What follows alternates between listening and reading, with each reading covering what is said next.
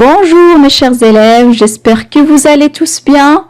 Heureuse de vous retrouver dans cette nouvelle vidéo qui fera l'objet de la poésie de l'unité 6, page 70, Manuel Coquelicot, niveau CE2. Alors, on va commencer tout de suite, suivez avec moi attentivement. Et on commence comme d'habitude par l'observation de l'illustration. Qu'est-ce que vous voyez sur l'illustration? On voit sur l'illustration un arbre, un enfant déguisé en oiseau et qui vole.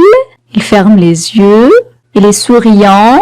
À côté de lui, il y a des fleurs dont les parties s'envolent vers le ciel. Et ces fleurs-là sont le pissenlit. Lorsqu'ils sont sèches, il suffit de souffler un petit peu dessus pour les voir s'envoler.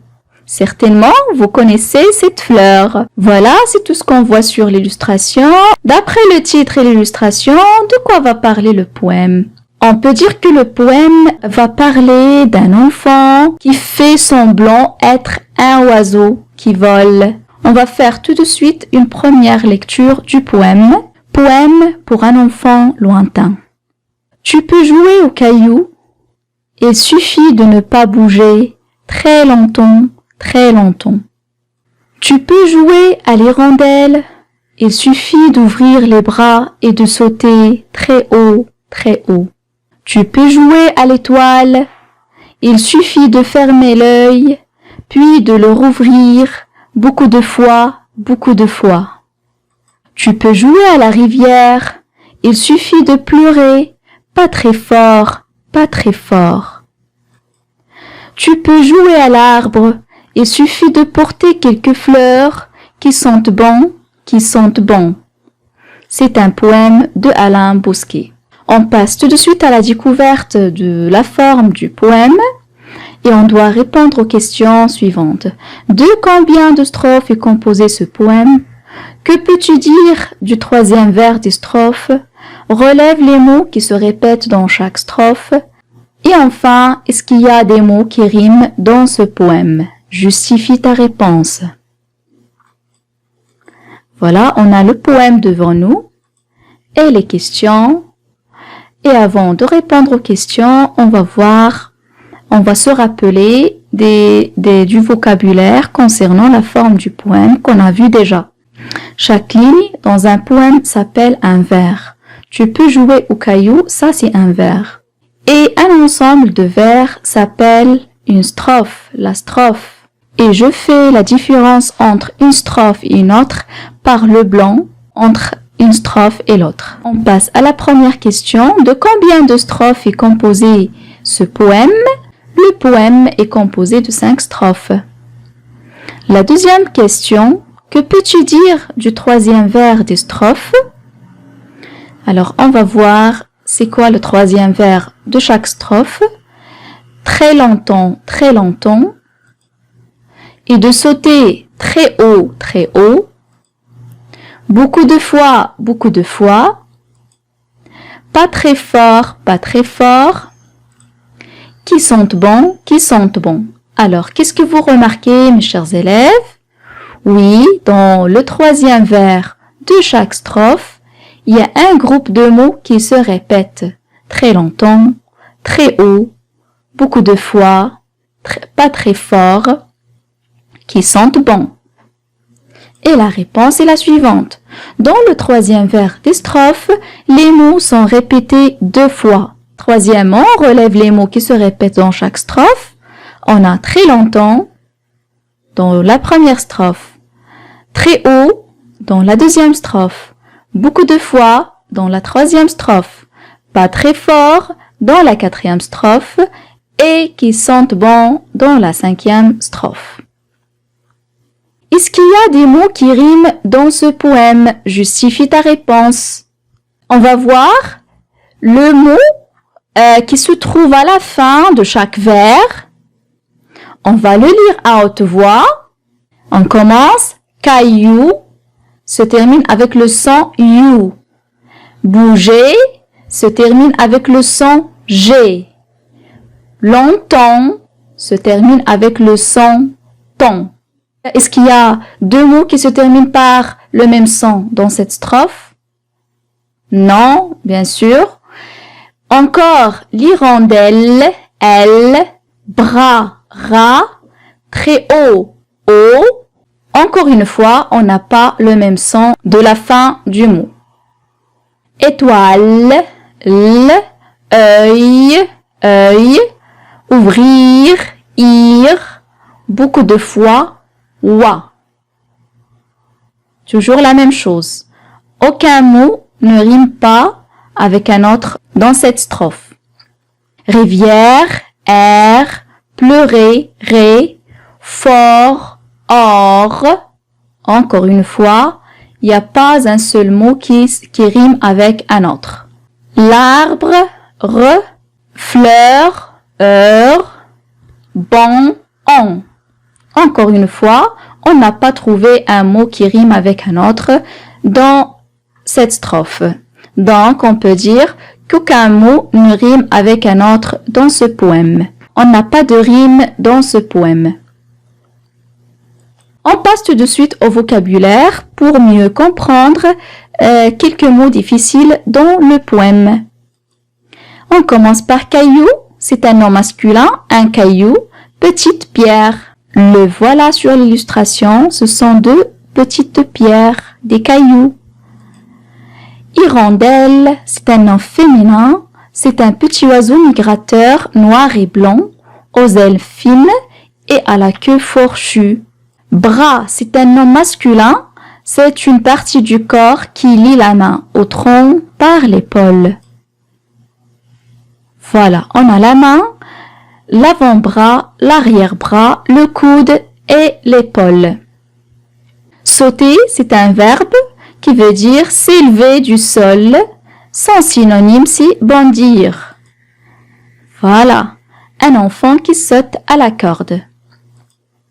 Étoile, c'est un nom féminin, c'est un astre qui brille dans le ciel la nuit. Voilà un ensemble d'étoiles qui illumine le ciel. Rouvrir, c'est un verbe qui veut dire ouvrir de nouveau ce qui a été fermé. Je ferme les yeux, je rouvre les yeux, j'ouvre les yeux une deuxième fois. Sentir bon, c'est un verbe, c'est avoir une odeur agréable. La fleur sent bon. Le parfum aussi sent bon. Et on passe maintenant à une deuxième lecture du poème pour pouvoir répondre aux questions de compréhension. Tu peux jouer au caillou et il suffit de ne pas bouger très longtemps, très longtemps. Alors, pour jouer au caillou, qu'est-ce qu'il faut faire?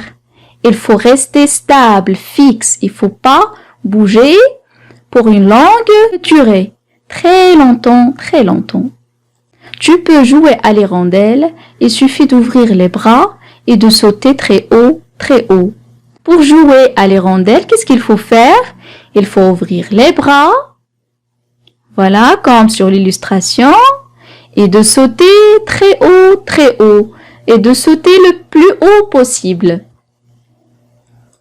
Tu peux jouer à l'étoile. Il suffit de fermer l'œil, puis de le rouvrir beaucoup de fois, beaucoup de fois. Pour jouer à l'étoile, qu'est-ce qu'il faut faire? Il faut fermer l'œil, puis rouvrir encore une fois et répéter ce mouvement-là plusieurs fois, beaucoup de fois. Tu peux jouer à la rivière. Il suffit de pleurer, pas très fort, pas très fort. Pour jouer à la rivière, qu'est-ce qu'il faut faire? Il faut pleurer pour avoir de l'eau. Mais pas très fort, pas très fort, doucement. Faire verser des larmes doucement. Tu peux jouer à l'arbre. Il suffit de porter quelques fleurs qui sentent bon, qui sentent bon. Alors maintenant, pour jouer à l'arbre, qu'est-ce qu'il faut faire? Il faut prendre quelques fleurs qui ont une bonne odeur. On passe maintenant aux questions de compréhension. Je comprends le poème. La première question, à quoi le poète propose-t-il de jouer? La deuxième question, que faut-il faire pour jouer à l'hirondelle? Troisième question, pleurer permet de jouer à quoi? Quatrième question, à ton avis, qui es-tu? Par quel autre mot du poème peux-tu le remplacer? Cinquièmement, à la manière du poète, choisis un autre élément et compose une strophe. Et on commence par la première question. À quoi le poète propose-t-il de jouer? Le premier vers de chaque strophe comporte la réponse de cette question. Tu peux jouer au caillou. Tu peux jouer à l'hirondelle. Tu peux jouer à l'étoile. Tu peux jouer à la rivière. Et enfin, tu peux jouer à l'arbre. Alors, on dit comme réponse, le poète ou bien il propose de jouer au caillou, à l'hirondelle, à l'étoile, à la rivière et à l'arbre. La deuxième question, que faut-il faire pour jouer à l'hirondelle?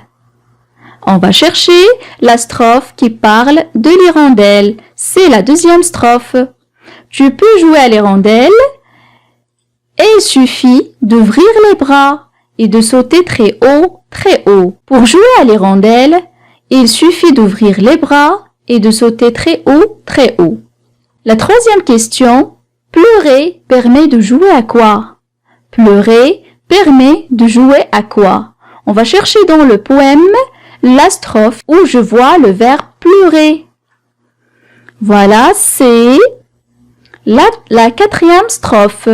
Tu peux jouer à la rivière, il suffit de pleurer. Pas très fort, pas très fort.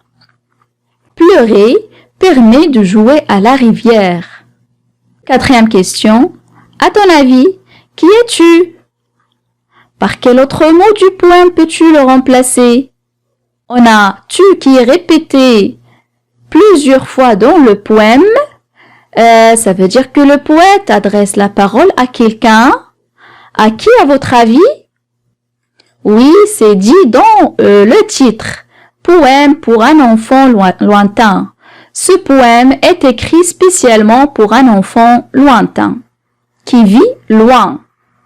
Alors, on dit « tu » est un enfant lointain, ainsi mentionné dans le titre.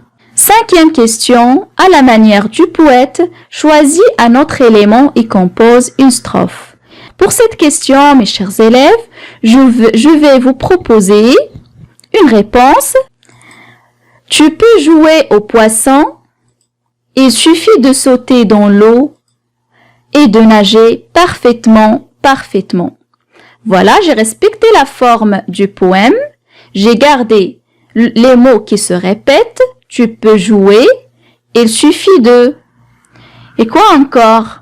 J'ai répété un mot à la fin de ma strophe.